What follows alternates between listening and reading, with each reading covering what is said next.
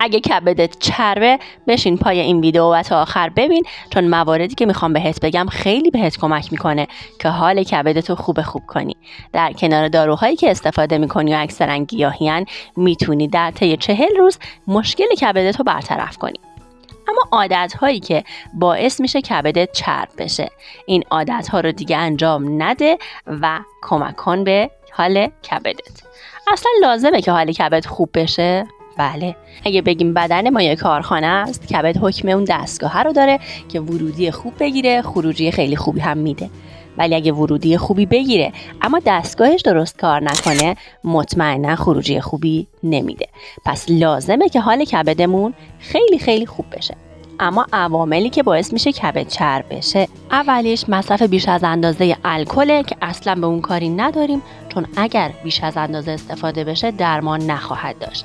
اما موارد غیر از الکل، اگه مدام در حال رژیم گرفتن هستی و مدام تند و سریع وزن کم میکنی و دوباره برگشت وزنی داری، مطمئن باش که حال کبدت رو اصلا خوب نمیکنی.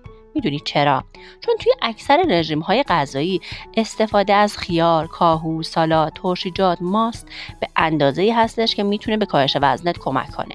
اما نمیدونی که با این کار نه تنها گوارشت رو سرد میکنی، بلکه باعث ضعیف شدن کبدت میشی و همین دلیلی میشه برای اینکه کبدت چرب بشه. دومین عامل این هستش که اکثر اوقات میگن بعد غذا شیرینی بخور که باعث هضم غذات میشه، غافل از اینکه اگه سیر باشی و غذاهای شیرین استفاده کنی باعث ضعف و آسیب زدن به کبدت میشی. و همینطور پرخوری کردن و در همخوری کردن و بعد غذا خوردن یکی از علتهای اصلی که میتونه آسیب جدی به کبدت بزنه. نوشیدن آب سرد به صورت ناشتا بعد ورزش یا فعالیتی که انجام دادی و بدنت گرمه، اگر بلافاصله بری و آب سرد بخوری بسیار میتونه مضر باشه برای کبدت. و نکته بعدی، اگر عادت داری بین غذا آب بخوری یا اول و آخر غذا آب میل کنی، مطمئن باش که کبدت به زودی چرب میشه.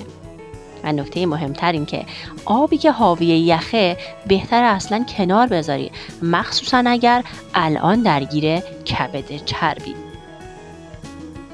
یبوست داشتن هم عامل اصلی چاقی و همینطور ضعیف شدن کبد میشه. بهتر اگه این مشکل رو داری ببینی بعد از خوردن چه مواد غذایی های این مشکل تشدید میشه و بهتره که اونها رو کنار بذاری. در غذاهات و سالادهات حتما از روغن زیتون استفاده کن اگر مشکل یبوست داری و در طی روز از سبزیجات و میوه هم به اندازه کافی استفاده کن. و همیشه یادت باشه بعد از غذا خوردن اگر بری سراغ میوه خوردن، این هم باعث میشه کبدت چرب بشه.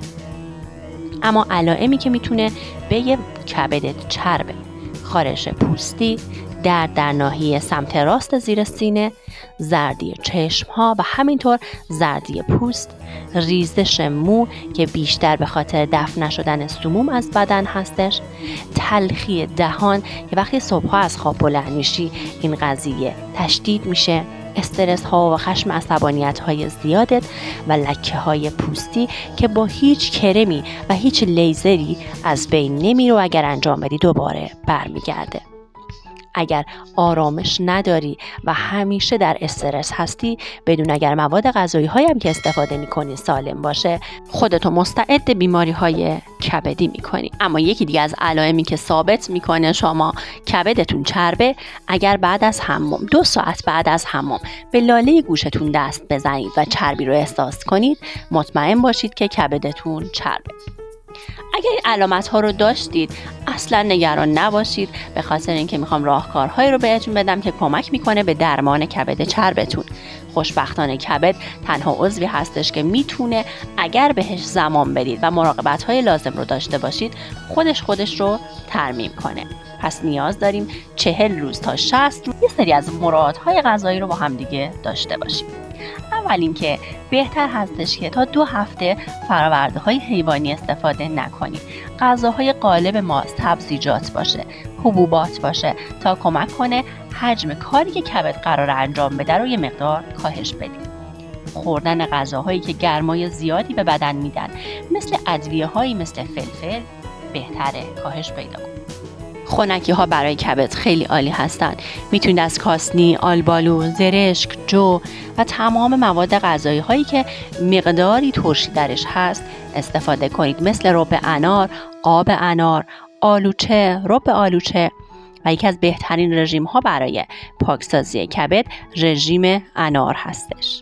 از میوه هایی که به رنگ قرمز هستن خیلی برای پاکسازی کبد میتونید کمک بگیرید، مثل گیلاس، تمشک، شاهتوت که فوق العاده عالیه برای کبد، عناب، زرشک و همینطور آلبالو. حتما بین نیم ساعت تا 45 دقیقه تایمتون رو اختصاص بدید به اینکه فعالیت بدنی داشته باشید. هر فعالیتی که دوست دارید، مثل دوچرخه سواری، پیاده روی، دویدن. از هر چیزی که باعث میشه استرس و اضطرابتون زیاد بشه فاصله بگیرید، چون یکی از علتهای اصلی کبد چربه. هرس خوردن میتونه بسیار تاثیرگذار باشه روی کبدتون. از سرکه طبیعی استفاده کنید. روزی 6 لیوان آب بردارید، توی هر لیوان آب یک قاشق غذاخوری سرکه سیب بریزید و در طی روز میل کنید. توی دیسکریپشن حتما براتون توضیح میدم که رژیم انار چیه.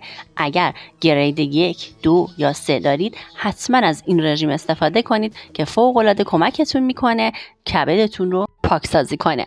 و حتما عضو کانالم بشین، چون قراره چند تا درمان خوب خانگی در مورد کبد چرب براتون بذارم که بتونید خودتون در خونه این کارها رو انجام بدید و حال کبدتون رو خوب کنید. و بهتون قول میدم تمام مواردی که توی این وایس گفتم اگر دونه دونه انجام بدید به زودی زود خیلی از مشکلات بدنیتون برطرف میشه. اما یکی از معضل‌های بزرگ این هستش که تایم مناسب خوابیدن ما درست نیست و تایمی که قرار کبد پاکسازی خوبی انجام بده این کار رو انجام نمیده. بهترین تایم خواب از ساعت 10 شب تا ساعت 5 صبح که اون رو هم باید رعایت کنید. یادتون نره که حتما عضو کانال باشید، چون پست بعدی ما درمان‌های خانگی کبد چرب هست که با رعایت کردن مواردی که امروز گفتم و دارویی که تو پست بعدی بهتون آموزش میدم بتونید حال کبدتون رو خوب کنید و خودتون درمانگر خیلی خوبی برای خودتون باشید. مراقب خودتون باشید.